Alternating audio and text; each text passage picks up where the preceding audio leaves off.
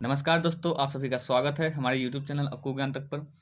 आज इस वीडियो में हम भारत सामान्य ज्ञान से पूछे जाने वाले स्टैटिक जीके के इंपॉर्टेंट क्वेश्चंस के बारे में करेंगे। तो आज का हमारा जो टॉपिक है वो है भारत एक परिचय, मतलब भारत के बारे में बेसिक चीज़ें हम इस वीडियो में डिस्कस करने वाले हैं।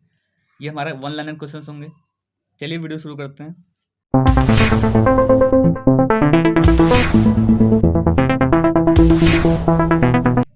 हमारा पहला प्रश्न है कि यहाँ पर दिया हुआ है भारत स्थित है, यानी पृथ्वी पर भारत कहाँ पर स्थित है।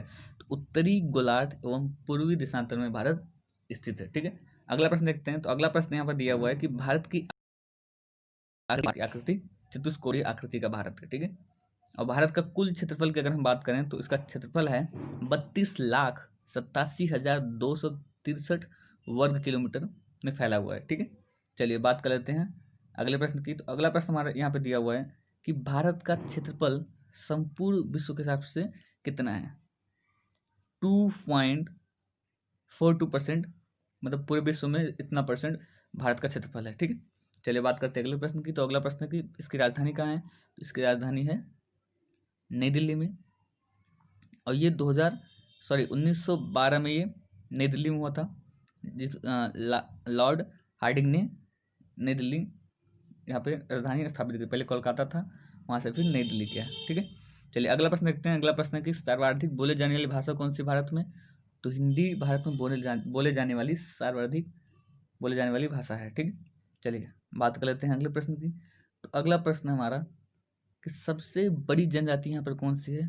तो गोंड, जो कि मध्य प्रदेश में पाई जाती है, ये जनजाति भारत की सबसे बड़ी जनजाति है। ठीक है, और क्षेत्रफल की दृष्टि से विश्व में भारत का कौन सा स्थान है। तो विश्व का 7वां स्थान है क्षेत्रफल के हिसाब से। ठीक है, और जनसंख्या की दृष्टि से अगर देखा जाए तो भारत का दूसरा स्थान है, पहला स्थान जो है वो चाइना का है। ठीक है, अगला प्रश्न हमारा है कि विश्व जनसंख्या का भारत में निवास कितना है। तो 17.5% विश्व जनसंख्या का भारत में निवास है। और अगला प्रश्न है कि अक्षांशीय विस्तार कितना है। तो यहाँ पर 8.4 से 37.6 डिग्री उत्तरी अक्षांश का अक्षांशीय विस्तार है। ठीक है, और देशांतीय विस्तार इसका कितना है।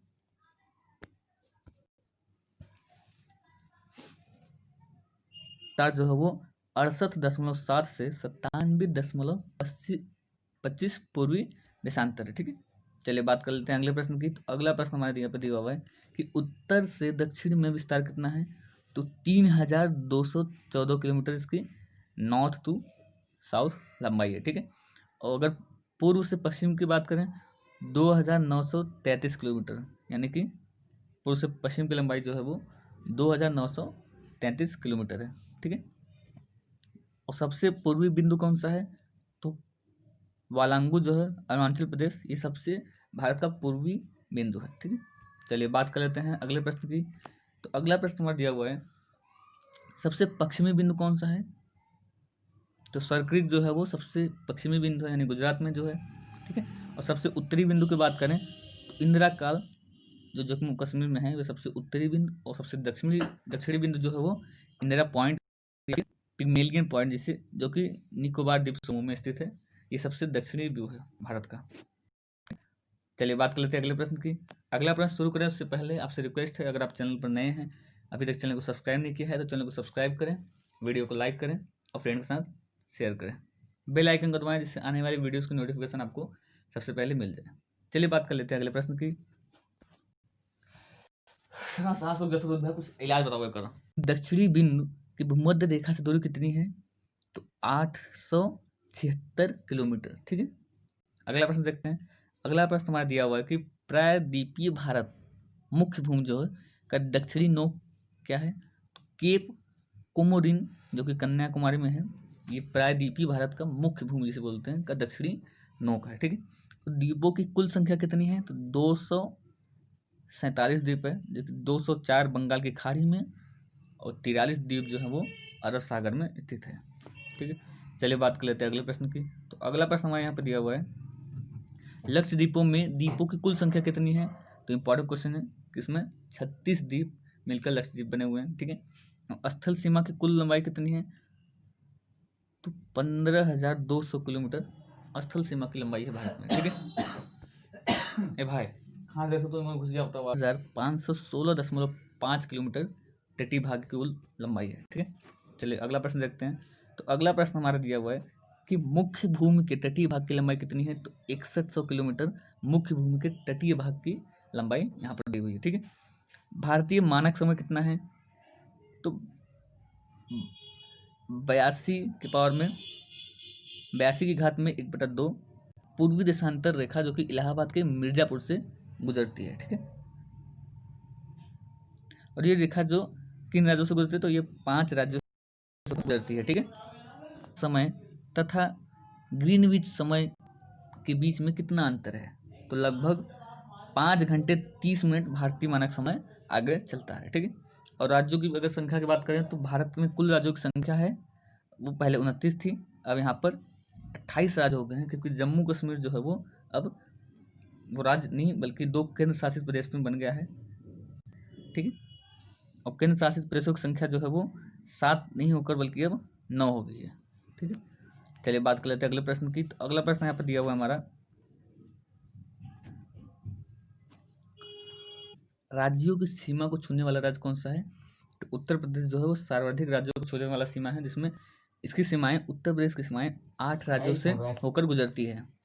विकास तो बहुत लंठारी में है यार, 8 राज्यों से इसकी सीमाएं लगती हैं, जिसमें से पहला राज्य है बिहार, दूसरा है झारखंड, तीसरा है छत्तीसगढ़, चौथा है मध्य प्रदेश, पांचवा है राजस्थान, छठवां है हरियाणा, सातवां है अरुणाचल प्रदेश और आठवां है हिमाचल प्रदेश, ठीक है। इसकी सीमाएं जो दिल्ली से भी लगती है, लेकिन दिल्ली अगर राज्य होता तो वो 8 राज्यों के बजाय 9 राज्यों से इसकी सीमाएं लगती हैं, बट दिल्ली जो है वो एक केंद्र शासित प्रदेश है, ठीक है। चलिए बात कर लेते हैं अगले प्रश्न की। तो अगला प्रश्न हमारा, समुद्र तट से लगे राज्यों की संख्या कितनी है, कई बार एग्जाम में पूछा गया है। तो 9 राज्य जो है वो समुद्र तट से लगे हुए राज्य हैं, ठीक है। देखिए कौन कौन राज्य हुए। अगला प्रश्न है कि हिमालय को छूने वाले राज्यों की संख्या कितनी है, तो 10 राज्य हैं जो हिमालय को छूते हैं, ठीक है। चलिए अगले प्रश्न की बात करते हैं। तो अगला प्रश्न हमारे यहाँ पे दिया हुआ है कि भारत की प्रादेशिक जल सीमा की लंबाई कितनी है, तो 12 समुद्री मील भारत की प्रादेशिक जल सीमा है, ठीक है। और 1 समुद्री मील बराबर कितना होता है, तो 1.852 किलोमीटर इसकी लंबाई होती है। अगले प्रश्न की बात करते हैं। तो अगला प्रश्न है कि भारत के मध्य से गुजरने वाली रेखा का क्या नाम है, तो कर्क रेखा जो है वो भारत के मध्य से गुजरने वाली रेखा है, ठीक है। ये कई बार एग्जाम में पूछा गया है। और भारत की जो कर्क रेखा गुजरती है वो किन राज्यों से होकर गुजरती है, ये भी कई बार एग्जाम में पूछा जाता है। तो याद रखना आपको कि भारत की जो कर्क रेखा है वो 8 राज्यों से होकर गुजरती है, जिनमें गुजरात, राजस्थान, मध्य प्रदेश, छत्तीसगढ़, झारखंड, पश्चिम बंगाल, त्रिपुरा और मिजोरम शामिल है, ठीक है। और सर्वाधिक नगरीकृत राज्य कौन सा है भारत में, तो गोवा जो है वो सर्वाधिक नगरीकृत राज्य है, ठीक है। और न्यूनतम नगरीकृत हिमाचल प्रदेश है, ठीक। तो अगला प्रश्न है कि सर्वाधिक वनाच्छादित राज्य कौन सा है, यह है मध्य प्रदेश, ठीक है।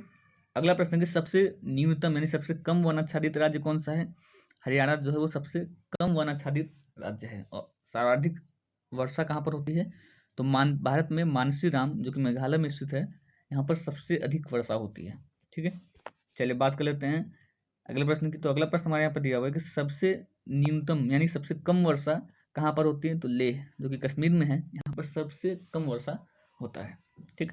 अगले प्रश्न की बात करें तो अगला प्रश्न हमारे दिया हुआ है कि सबसे प्राचीन पर्वत कौन सा है, तो अरावली पर्वत जो कि राजस्थान में है, ये भारत के सबसे प्राचीनतम पर्वत है। और सबसे नवीन कौन सा है, तो सबसे नवीन जो है हिमालय का वलित पर्वत, ठीक है।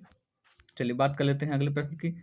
तो अगला और आखिरी प्रश्न हमारा कि भारत का सर्वाधिक पूर्वी भाग कौन सा है, तो अरुणाचल प्रदेश में पुराना नाम जो है वो नेफा है, ये भारत का सर्वाधिक पूर्वी भाग है, ठीक है। तो ये आज के हमारे जो इम्पोर्टेंट क्वेश्चन थे भारत एक परिचय से लेके, उसको हम इस वीडियो में डिस्कस किया है। बाकी क्वेश्चन हम नेक्स्ट वीडियो में देखेंगे। चलिए मिलते हैं आपसे अगले वीडियो में। Thanks for watching.